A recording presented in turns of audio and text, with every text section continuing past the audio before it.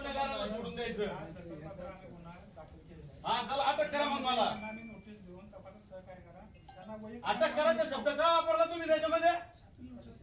सापील notice सापील पगार घेता का तुम्ही? सापील नोटीस कोणाला पाठवता का? अटक करायची कशी भाषा वापरतो त्याच्यामध्ये? मी काय गुन्हेगार आहे? केलं नाही तर अटक करणे असं त्याच्यामध्ये आहे. 35 नोटीस. अरे एक मिनिट, त्या ग्रामसभेला आहे. अरे त्या तुम्हाला अंगावर रस्त्याने मारतो लोकांना तिथं तुम्हाला दिसत नाही. या तालुक्याचे प्रतिनिधी सर आम्ही मी मोहन माणिकराव बोरसे अकोले पोलीस येथे नेमणुकीस असून दिनांक 20/4/26 रोजी दुपारी 11:30 वाजता सुमारास कोथरूड येथील बाळासाहेब जयराम देशमुख उर्फ BJ देशमुख, त्यांचा मुलगा शुभम देशमुख, तसेच त्यांच्यासोबत अरविंद सोपान देशमुख, शिवाजी विठ्ठल देशमुख, शंकर रामदास घोलप, सचिन भाऊसाहेब गीते, कैलास नथुजी देशमुख, दिलीप जानकीराम देशमुख, प्रल्हाद फकीरराव देशमुख, सर्व राणा कोथरूड आणि त्यांच्यासोबतचे इतर 8 ते 10 लोक पोलीस स्टेशनला आले होते.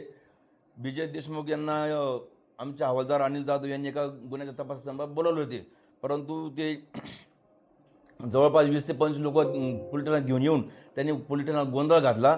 त्यामध्ये पोलीस स्टेशनचं कामकाज ठप्प पडले. पोलीस स्टेशन कामकाजामध्ये अडथळा आला. तसेच जे बाहेरगावचे फिर्यादी होते, म्हणजे कोणी सातेवाडीचे असतील, कोणी तिरड्याचे असतील, कोणी पाचपट्याचे असतील, कोणी जाचकवाडीचे असतील, या फिर्यादींना जे शासकीय काम असेल त्यांचं किंवा त्यांना जे काही फिर्यादी द्यायच्या होत्या तर त्यांना देताना आल्या, तर ते त्या महिला ज्या कोणी असतील त्या तशा परत गेलेल्या आहेत. आणि ह्या लोकांनी कुठल्याही प्रकारची शासकीय परवानगी न घेता इथं जमाव होता. त्यानुसार त्यांनी मान्य जिल्हाधिकारी यांच्या आदेशाचं उल्लंघन केलेलं आहे आणि सरकारी कामाला अडथळ्याप्रकरणी त्यांच्यावर पोलीस स्टेशन येथे आम्ही रीतसर गुन्हा दाखल केलेला आहे. सदर गुन्ह्यामध्ये आम्ही BNS कलम 221 तसेच मुंबई पोलीस अधिनियम कलम 34/1/3 प्रमाणे या सर्व लोकांवर आम्ही रीतसर गुन्हा दाखल केलेला आहे. ते BJ देशमुखांचं नेमकं प्रकरण काय आहे? नेमकं त्यांना तुम्ही म्हणता त्यांनी नोटीस दिलेली होती, त्यांना त्यासाठी ते आलेले होते ना तिथे? हो बरोबर आहे. BJ देशमुख आणि त्याचा मुलगा शुभम देशमुख या दोघांवर जवळपास म्हणजे 8 महिन्यापूर्वी म्हणजे 1 सप्टेंबर 2025 रोजी त्यांच्या गावात ग्रामसभा होती 18 ऑगस्टला. तर त्यामध्ये त्यांनी गोंधळ घातला होता आणि त्यांचा तो गोंधळ आणि त्यांनी जी असली शिवीगाळ केली होती, तर त्या शिवीगाळाचं सगळं तो प्रकार मीडियामध्ये व्हायरल झालेला होता. त्यानंतर तेथील जे कोणी उपसरपंच असतील संजय देशमुख यांनी त्यांच्याविरुद्ध रीतसर तक्रार केली होती आणि आम्ही त्यांची तक्रारीची रीतसर आम्ही दखल घेतली होती. त्याच्यामध्ये FIR फाडलेली होती. त्यांच्यावर IPC 294 म्हणजे BNS 296 प्रमाणे गुन्हा दाखल होता. तर या गुन्ह्याचं तपासकामी आमचे हवालदार अनिल जाधव यांनी व्यवस्थित तपास केलेला आहे आणि त्या तपासादरम्यान यांना हजर राहण्याकामी त्यांनी प्रत्यक्षात त्यांच्या घरी जाऊन 2-3 वेळा जाऊन नोटीस बजावली होती, परंतु त्यांनी ती नोटीस घेतली नाही. त्यानंतर ते पुण्याला राहत असतात तर पुण्यातसुद्धा यांनी नोटीस पाठवली, परंतु त्यांनी तेथून बी म्हणजे आपण बाय पोस्टमधून स्पीड पोस्टने पाठवली होती. त्यांनी ती परत पाठवली. त्यांच्या घरी जे त्यांचं राहतं घर असेल कोथरूडला तर तिथंसुद्धा हवालदार जाधव यांनी नोटीस पाठवली होती, परंतु त्यांनी तीसुद्धा स्वीकारली नाही. मग शेवटी हवालदार जाधवनी आमच्या मार्गदर्शनाखाली त्यांच्या व्हॉट्सअपवर शेवटची नोटीस पाठवली. जर का तुम्ही सदर तपासकामी म्हणजे हा जो गुन्हा दाखल झाला आहे त्याच्या संदर्भात तुम्हाला नेमके काय म्हणणं आहे, तुमचं म्हणणं मांडण्यासाठी तुम्ही पोलिसांना या आणि तुमचं म्हणणं मांडा. आणि त्यांना अंतिम मुदत 20/4/26 अशी दिलेली होती आणि त्यांना त्यांचं म्हणणं मांडायचं होतं.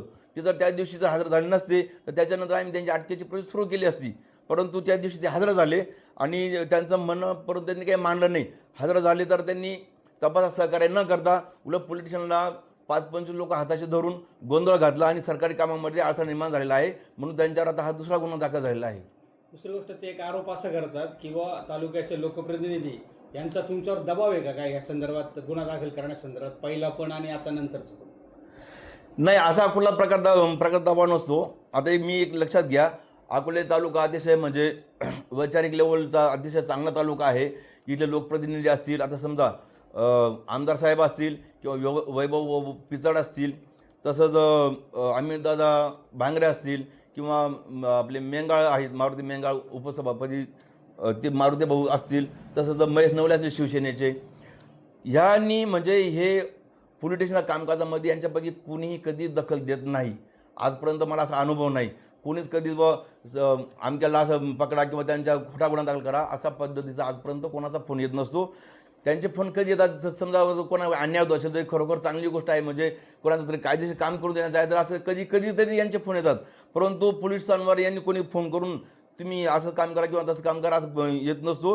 आणि कोणाचं जर भविष्यात आलं पण तर आम्ही कुठल्याही राजकीय दबावाला आम्ही झुगारून देत असतो, झुगारून देणार. आणि जे कायदेशीर काम आहे किंवा जे योग्य काम आहे ते आम्ही कायदेशीर काम करणार.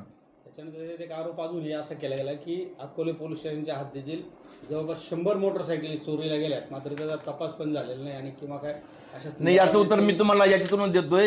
हे आमचं म्हणजे दर वर्षाचं किंवा दर महिन्याचं आम्ही काय कामकाज करतो काय नाही याचं लेखाजोखा असतो.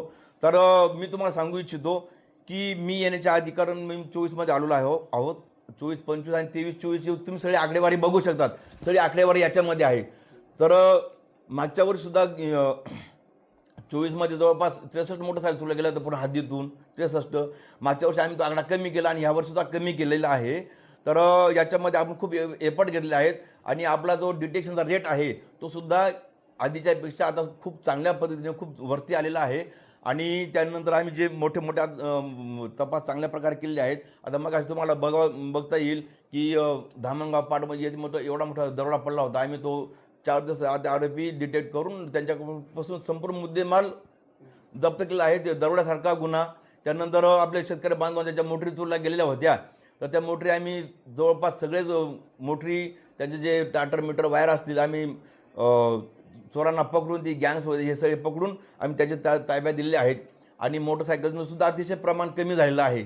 तर हे चुकीचे आरोप आहेत आणि ज्यांना वाटत असेल हे खरे आहेत तर यांनी पोलीस स्टेशनला यावं आणि बघावं. आम्ही सगळा डाटा द्यायला तयार आहोत. तर असे चुकीचे आरोप करू नये अशी माझी म्हणजे तुम्हाला आवाहन करतो या गोष्टीवर मी. समजा विजय देशमुखांनी पुन्हा नोटीस नाही घेतली तर तुमची कारवाई काय असेल? विजय देशमुख यांनी जर पुन्हा नोटीस घेतली नाही तर आम्ही पुढची जी कायदेशीर कारवाई आहे ती 100% करू. त्यांच्यावर आता हा दुसरा गुन्हा दाखल होतोय. हो बरोबर. तुम्ही काय अटक वगैरे करणार आहे का काय? कारण नोटीस घेत नाही म्हटलं. त्यांनी जर नोटीस घेतली नाही तर आम्हाला नाईलाज असतो, त्यांना त्यांच्या अटकेची प्रोसेस सुरू करावी लागेल. मी मोहन माणिकराव बोरसे अकोले पोलीस येथे नेमणूक असून दिनांक 20/4/26 रोजी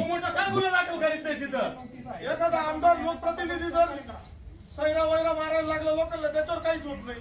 तो तर उघडपणे बोलतोय. तुम्ही सुमोटो काहीतरी कारवाई केली तुम्हाला पाहिजे. अधिकार नाही का स्वतः फिरत दाखल करायचं? तुम्हाला माहित झालं आम्ही रस्ते उभा होतोय गरीब अन्याय झाला तिथं हात आहे गोरसे येतो सगळ्यांना बंदोबस्त करतो. ते आमदार गैरकृत्य करतोय, लोकांना मारतोय, गोरगरिबांना. हे पोलीस स्टेशन काय श्रीमंतांना न्याय द्यायलाय काय? लोकप्रतिनिधीला न्याय द्यायलाय?